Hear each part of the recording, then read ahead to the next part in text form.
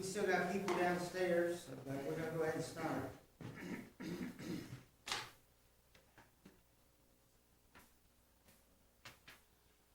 I asked Liam to come join you, Ben. You want to turn on the class mic, Ben? Okay, thank you. We're in Psalm 127. Tonight is our last study in the Psalm. And I'm still not 100% convinced, but I think we're starting Revelation next week. Just picking and choosing sections of Revelation, like 12 weeks worth, like we did this. The 127th Psalm is God's blessing on our families. And he uses a lot of positive language, but there's, in between the lines, there's the negative.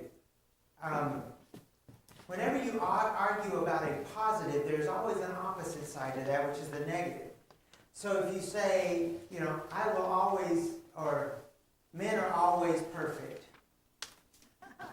Women would argue they're always never perfect. There are no absolutes in this world. Hey, David. There's no absolutes in this world. And so God looks at this and he says, one of the sections is like arrows in the hand of a warrior, so are the children of one youth. Happy is the man who has a quiver full of them. Well, I don't know about you. We had a quiver full of ours and foster kids, and I wasn't always happy. That quiver got a little full sometimes. So we're going to talk about that. But first, I want you to think of your favorite childhood memory and what made that memory special.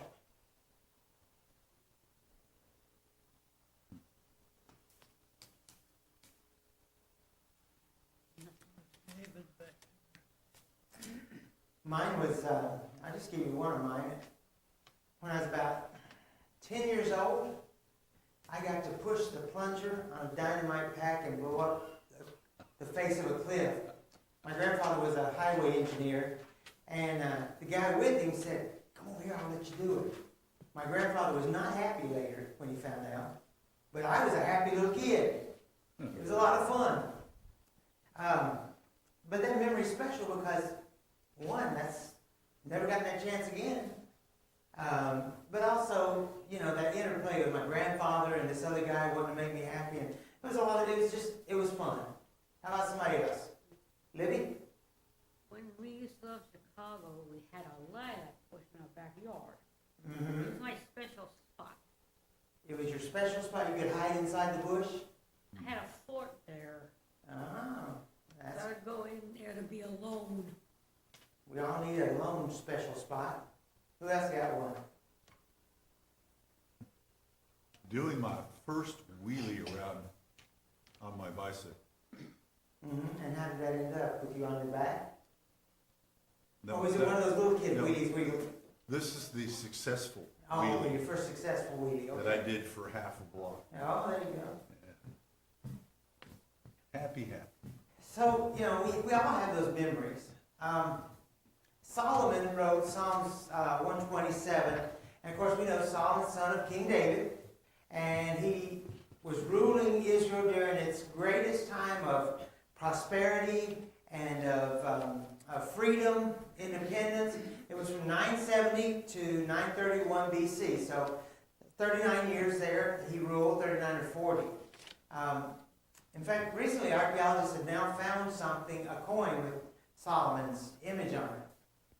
They believe, it said Solomon on it, which is unusual. But anyway, there's only 2 Psalms that are really credited to Solomon. Most of them we know are given to David or the temple priests or things like that. But Jewish tradition says that Solomon wrote the book of Proverbs, which I would believe that very easily. He wrote Song of Songs, and he wrote Ecclesiastes. So, it says that Solomon was the wisest man that ever lived. And of course, what was his crowning achievement for God? He got to build the temple. We know his own father thought that was a great honor. And of course, God did give him that honor. But Psalm 127 is called the Psalm of Ascents. A-S-C-E-N-T-S, ascent. And The name came to it, we think, probably much later, that it was named that. But Solomon, if he named it, he was probably reflecting on the building of the temple, noting that unless God is in all the processes of our life, we're doomed. We need God. Human effort is not enough. And so, verse 1 will say, the laborers labor in vain if God is not involved. So Solomon also then goes into children, and that they're our heritage, and they come from the Lord. So, even today this psalm is recited a lot. In fact, we know that there's a Baptist movement called Quiver. And they really, really push parents to have unlimited number of children, as many as their bodies can stand in their life, and that 20, 30 children, 15, 20, whatever, is a good number for people to have. I don't think the women are as excited about that movement as the men are, but it's a big movement, and of course, it's directly to counteract what other movement? Abortion. Hmm? Abortion. Well, no. It's counteracting the Catholics. They say, the church will be stronger and stronger the more children we have. Well, they said, okay, we need to bring the church out of Catholicism, and we need to have lots of kids, because the average Christian has 2.5 children. So it doesn't, I feel sad for those little half babies, Chloe, as you walk around with their hands. But, we're never going, because evangelism is not as effective as it used to be, especially in first world countries. Because why is evangelism not effective today in first world countries? 2 or 3 good reasons that they give. Because people are affluent now. They don't need God. The poorest of us is affluent compared to the rest of the world. And so, we don't need God. Might be, how we're taught to hunger and thirst for righteousness. Might be because people aren't hungry and thirsty for God. Yeah, it's something you do in the end zone. But then you see the rest of their lives, and there's not that much to them. They're not hungry and thirsty. And then there's also the fact that we're lazy about reaching out to people.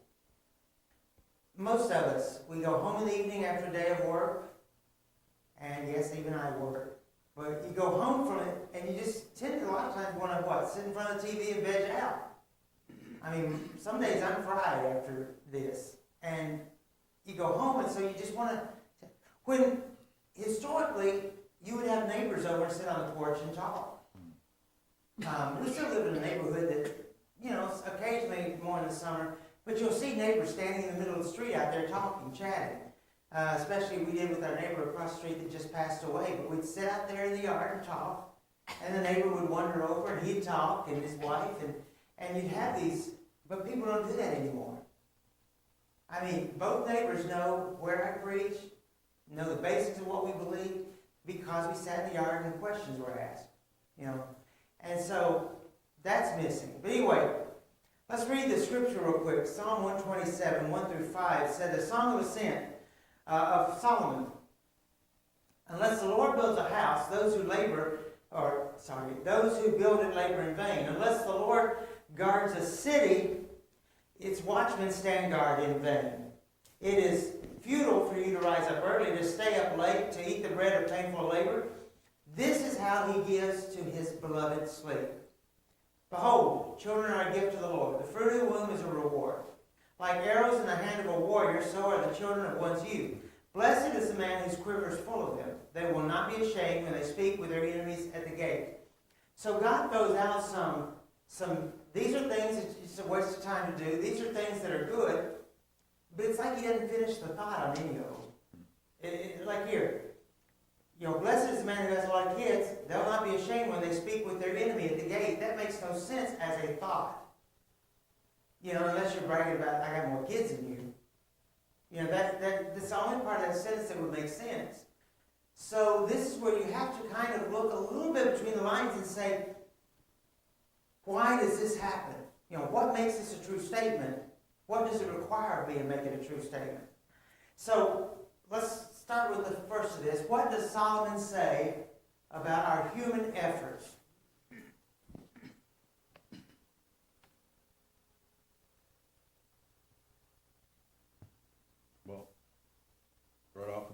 unless the Lord builds the house, they labor in vain who build it. In other words, you are doing what? You're wasting your time. Wasting your time. What it says is no matter how good your plans are, they're not enough by themselves. I don't know if I was reading it, watching it, whatever, I saw a story about some people in Europe right now, in a lot of countries, there are so many abandoned homes that are falling down that you can buy a house for one European Union pound. For £1. That's about $1.25.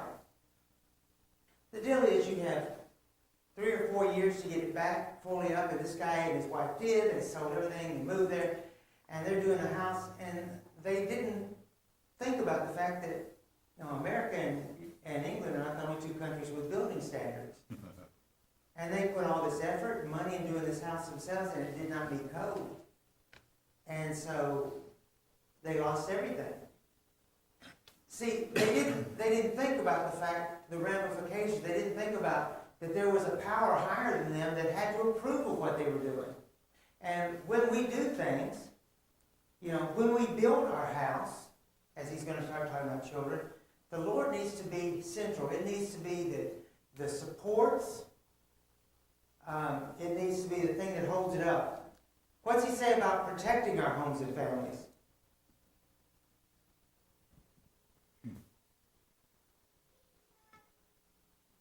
He talks about a watchman.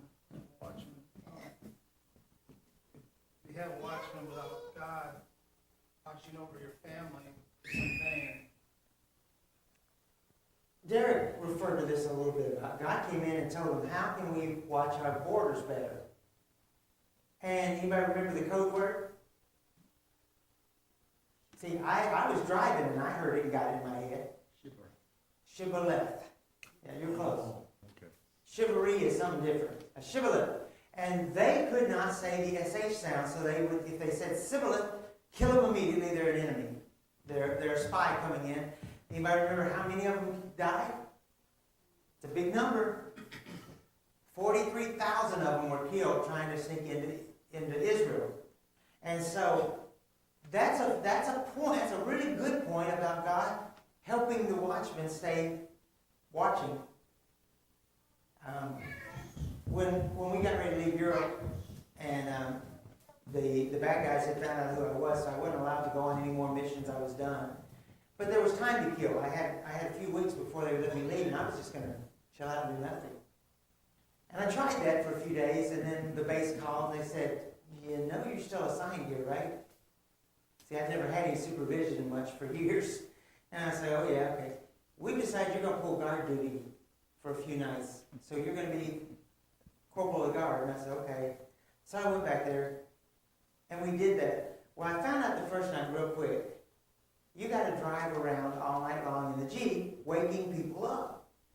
You know, reminding them that I can shoot them if they went to sleep. You know, I can execute you, and I will. So we'd wake them up all night, and it so happened that at the second week, we got attacked by what was then the Red Army faction, which was a terrorist group. That's why we had guards mounted every 30 feet or so, because they had been bombing installations and firebombs. And they set our motor pool on fire. And the reason they were able to set so many trucks on fire was because that guard was not paying attention. So, you know, you need somebody to tell you. And so God's word is what keeps the watchman awake. God helps us stay awake and see it. What is the only true way, Solomon tells us, to live an anxiety-free existence?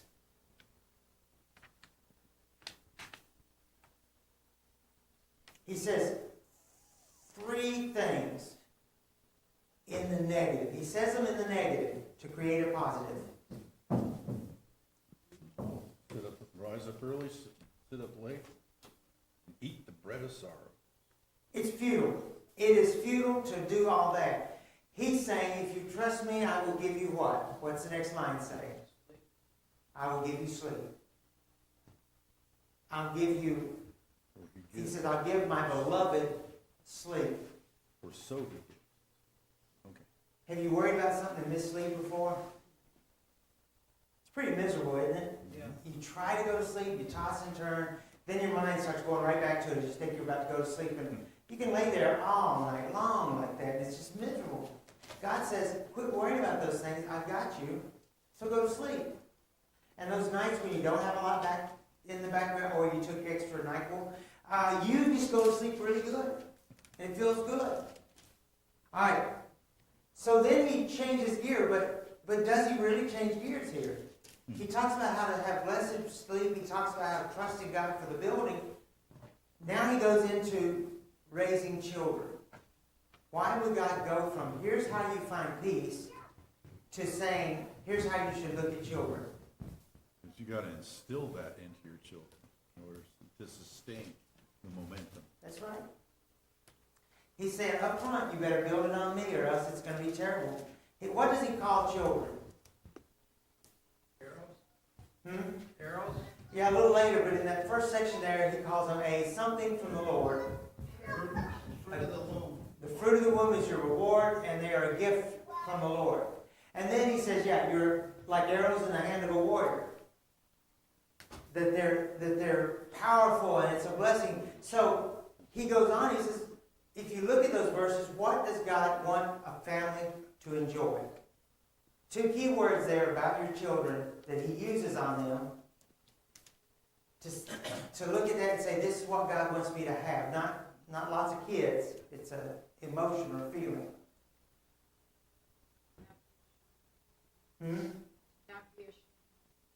Not be ashamed. That's coming, but he calls them, okay, so go back to the verse you just read, JC. He calls them a what of the Lord. They're a gift. And what does he say the fruit of the womb is? A reward. A reward. So what he's saying is, what good things does God want you to enjoy? He wants you to look at your children and say they're a gift and they're a reward. We'll talk about are they always that in a minute. So how do you determine whether or not God is the head of your home?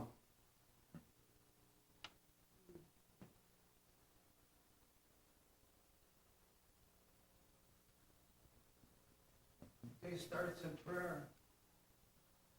Okay, that's always the best place to start. What else?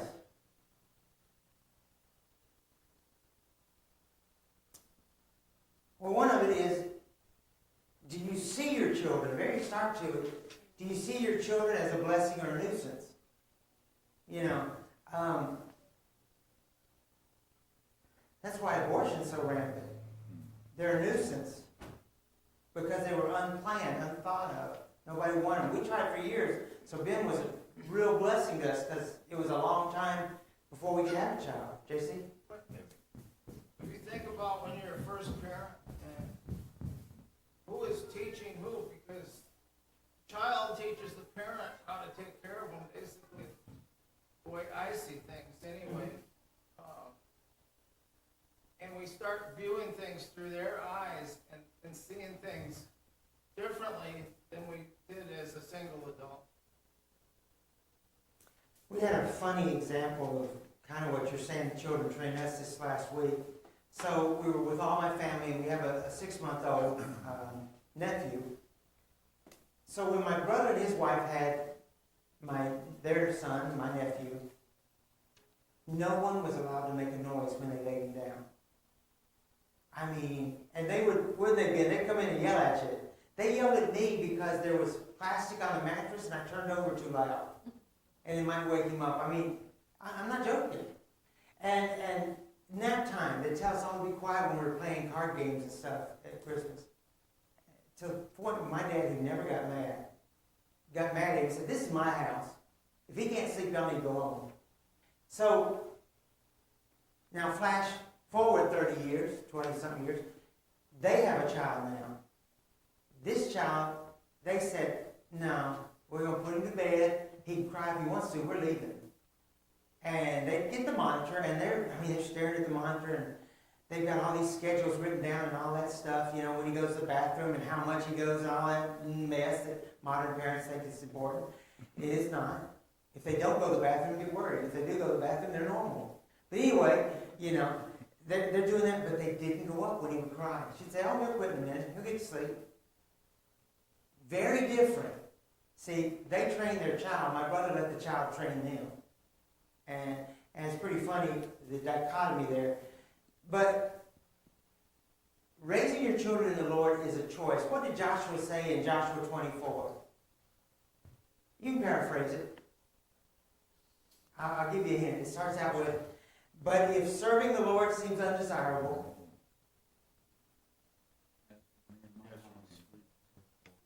as for me and my house, we're serving the Lord.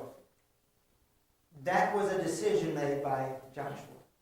No matter what else is happening, I'm going to serve God. So you don't like it, you do your thing. We're going to serve God no matter what the ramification is to that.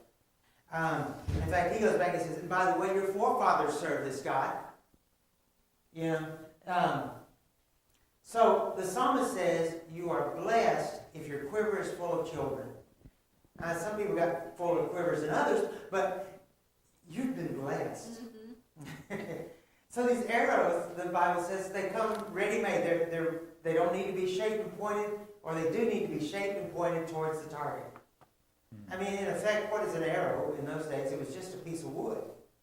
But then they put an iron barb on the end of it, and they would, turn it in the wood and get it flexible and bend it till it was straight, and then they would fletch it with bird feathers, and now all of a sudden it went from a stick that if you'd shot it, you ever had seen Boy Scouts make arrows, they'd go like this and down, but those would go straight and they could shoot them like 100 yards with the European longbows. I mean, they're powerful weapons. That's what it says your children are. They're a powerful weapon for God, for good. And most of all, you find your peace and rest and blessing in them. There's a lot of taxing times. I don't know. When you first get them, there's a million crises, especially first baby. It goes from cooing to screaming, from gurgling to choking on something, to just getting into everything. I felt like we had to wrap the whole house in bubble wrap for some of our foster kids. Xavier was the most accident-prone child that's ever been born. DCFS would just look at me and say, why was he in the ER again? He walked into a wall. I don't know. I didn't do it. I thought I was going to jail for about 3 years there. But, we look at God and he says, it's going to be okay. He says, you will be blessed, you will be happy, and it'll be okay. So, is it a dream? Well, no. The fruit's provided by him. But there's a couple things here. One, you have to give your family an honest evaluation. There's a lot of people that say, I'm raising my family in the Lord, but does just an hour every Sunday enough? It needs to be a lot. I don't love it, but I love it when a kid will say a bad word and the parents go, I don't know where they could have heard that. Well, they're not in school yet, so I got a pretty good idea where they heard it. We have to be consistent and teach our kids. You fool yourself, you're doing everything right, but be honest with yourself. Or the other thing is, you can do everything right, and once they reach a certain point, God gave us all. That's exactly what it is. He gave us free will. And a percentage of our children will decide, a certain percentage will say, I'm going to be a good person, but I don't want to go to church. I'm going to be a decent human being. I'm not going to church anymore. And then another percentage will be, I'm going to be an okay person, but I don't like your idea of what's right and wrong. And then there's another group that just go bad. And as I said, I better not use this book.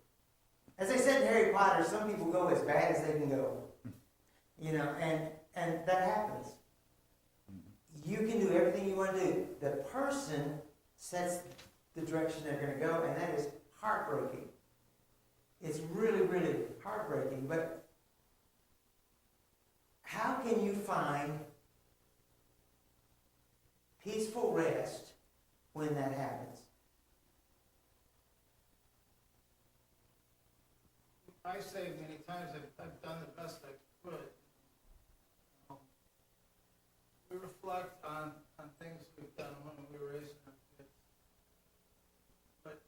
you always strive to do the best you can. You might not have done all the right things, but you can't regret not doing the right things if you were striving to do right. That's the way I look. Yeah, I mean, you look back and well, you don't say, I should have done it different. Should have done this different. I wish I had done it, right? You always have to have hope that as long as they're alive, there's time, that they can change.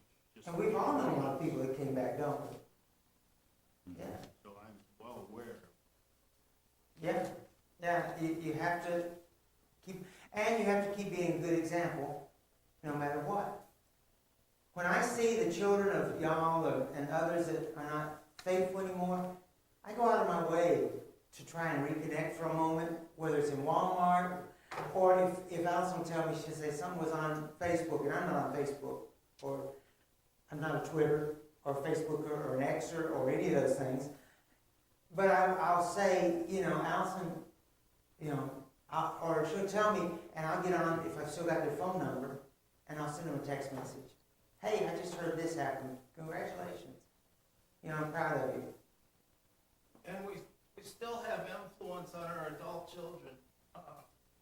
We have to constantly strive to do the right thing and be a good example, because we have an adult child that is just at a teetering point, and they look at mom and dad and say, well, they're not doing it, so I'm not going to do it. You can still influence an adult child as well. Absolutely. I love Ben. But I consciously try to always remind him, and the way I do it, because we're not either one that big, love you, hug you. We don't do that. But I always remind him, be careful. He knows I'm thinking about it. And I've told him many times I pray for him when he's at work. And I do, both of us do. Every time he's at work, especially daytime too, but nighttime scares us. So, even though he's here with us tonight, I still remind him constantly that we're asking God to be with you. And so we can do that. I've sent Nikki a number of text messages and talked to her, and I don't hit Chloe just because I want to be mean to her. It's because I love her, and she knows that. I mess with the little kids who are noisy and crazy, but I do it because I love them, and I want them to know from very early, I love you. I'm your friend. You can trust me. And then we've kind of seen that with somebody coming back to worship almost every Sunday lately. It's been gone for years. And it's a connection thing. It's because they were given that connection over the years. So that's all you can do. And it's no good having regrets. You can look back and say, Lord, I wish I'd done different. But you can't wallow in regret. You just have to say, I'm going to try harder and purposely find ways to touch them again. Reach out. We didn't touch on this verse. I'll repeat it again. So are the children of one's youth. Mm-hmm. Growing up. Yeah. Once they're grown up. Learning. Okay, so how do we shape our kids? I got a couple verses in mind, but Bring them up in the admonition of the Lord. okay, rear in the admonition of the Lord. And throw in a little fear of the Lord with it. What else? How about discipline? Do kids need discipline? That's not just a set bedtime schedule. They need discipline. How about Deuteronomy 6:6-9? These commandments, and I love this one, I use it all the time, but these commandments I give you today, and I want it to be on your heart. Impress these things on your children. Talk to them when you sit at home. Talk to them when you walk on the road. Talk to them when you lie down at night. Talk to them when you get up in the morning. Tie them, these laws, as a symbol on your hands. Bind them on your forehead. Write them on your door frames of your houses and on your gates. Now the Jews took that to a literal extreme, right? Because they wrap all these bindings on their arms. They put a little wooden block on their head that has 3 or 4 words in the mezuzah in there.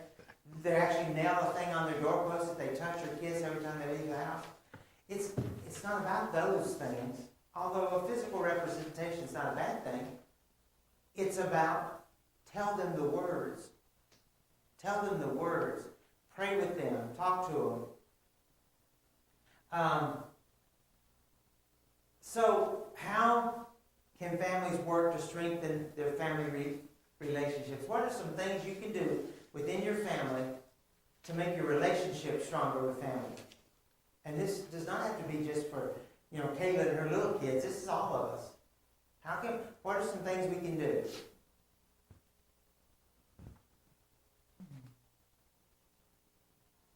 That family mealtime is important. It's a time to sit and bond and pray and talk about whatever has happened for your day. Yeah. Some families do that. Tell me one good thing and one bad thing of your day. I never like that, but a lot of people do that, and that's okay. So mealtime, or shared mealtime, because we are busy in life, and we got to find time to sit down together. What else?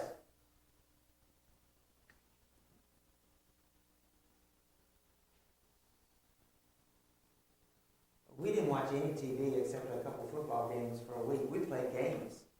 Sitting around the table playing games with the family. I saw how.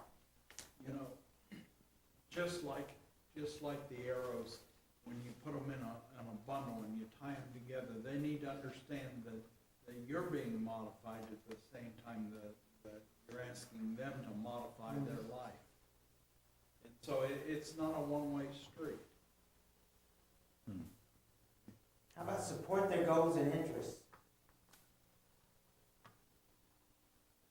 They're not going to hear. There's nothing I hate worse than those choir concerts at school. And especially when they say, let's just do it all in one night, and for hours you sit there.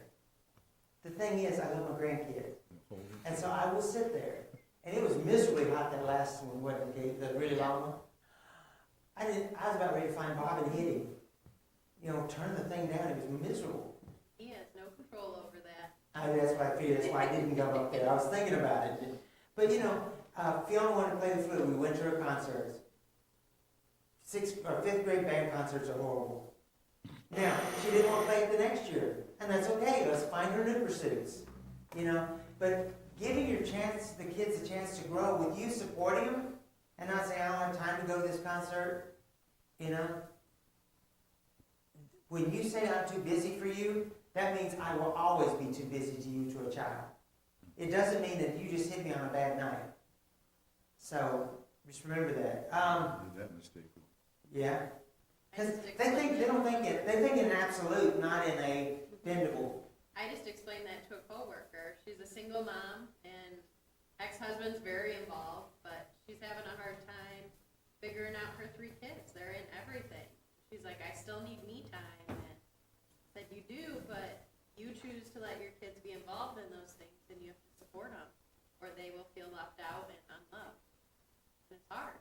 Or you'll wind up with way too much me time when they're older. Yep. Because they won't want anything to do with you. Yep. What's that song about the guy in the silver spoon? Or something like that, wasn't that the one? Cats in the cradle. Oh, yeah, Cats in the Cradle, yeah. Yeah, we listened to that a million times. I couldn't think of it. But yeah, that's one. The kid's dad was too busy for him all his life. We didn't see my dad growing up. And not because he wasn't there, he was. And we would have that shared meal, and that was the only connection because my dad worked a lot, and then he was on the hospital board, and he was an elder at the church, and he was da-da-da-da-da. And so I thought it was very important, and maybe too much for him, but I was his Bible school teacher, and I was his scoutmaster, but I wanted to be there with him and for him.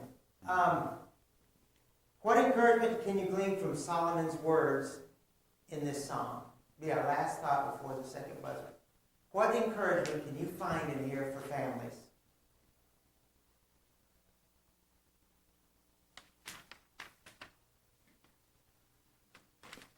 How about there is hope?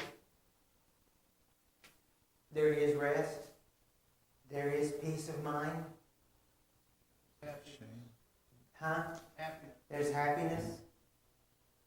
Plenty of sorrow mixed in there, but we're talking about what's more important. The happiness is there. Blessings. We all stress, we all worry, but there's still happiness and peace of mind. All right, next week, I'm pretty sure we're gonna start in Revelation. I hate that usually I'm much more decisive than this, but I'm planning for us to start Revelation next week. I spent 2 days working on it, so I don't want to quit and start something else now. I'm lazy that way. Welcome to my world. No, after 16 hours of study on one topic, I don't want to change topics.